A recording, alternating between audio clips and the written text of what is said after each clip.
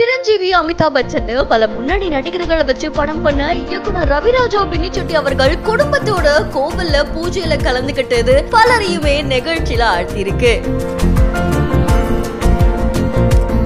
இந்த பூஜையில அவருடைய மகன்கள் கலந்துகிட்டதோடு அவருடைய 2வது மகனான நடிகர் ஆதியும் அவங்களுடைய மனைவியான நிக்கி கல்ராணியும் விழாவை வெகு சிறப்பா நடத்தியிருக்காங்க.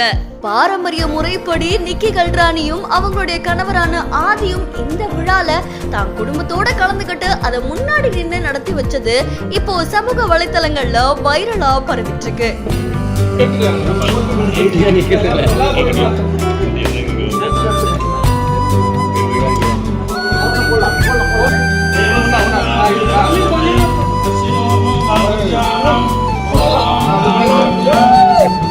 மயிலாடுதுறை மாவட்டம் திருக்கடையூர்ல இருக்கக்கூடிய அமர்த்தகடேஸ்வரர் ஆலயத்துல விஜயரத சாந்தி விழா ஒண்ணு நடந்திருக்கு.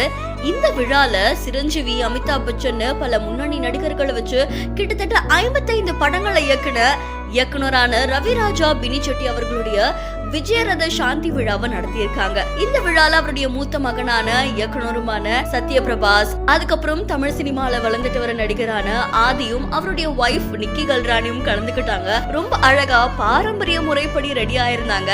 அது மட்டும் இல்லாம குடும்பத்தோட இந்த விழா நடந்திருக்கு. 32 கலசங்களை வச்சு அவங்க 2 பேரும் ஹோமம் நடத்தியிருக்காங்க.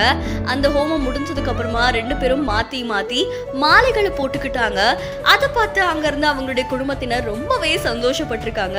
இதை தொடர்ந்து புனித நீரால கலசாபிஷேகமும் நடந்திருக்கு. இந்த நிலையில இனிப்புகளும் ஊட்டிக்கிட்டாங்க. அவங்க குடும்பம்லாம் சூட பலருமே இந்த புகைப்படமா எடுத்துக்கிட்டாங்க. கோவிலுக்கு குடும்பத்தோட வந்து வெகு விமர்சையா பூஜைகள் நடத்தின ரவிராஜா அவர்களையும் அவங்களுடைய குடும்பத்தினருமே பலருமே பார்த்து வாழ்த்தியிருக்காங்க.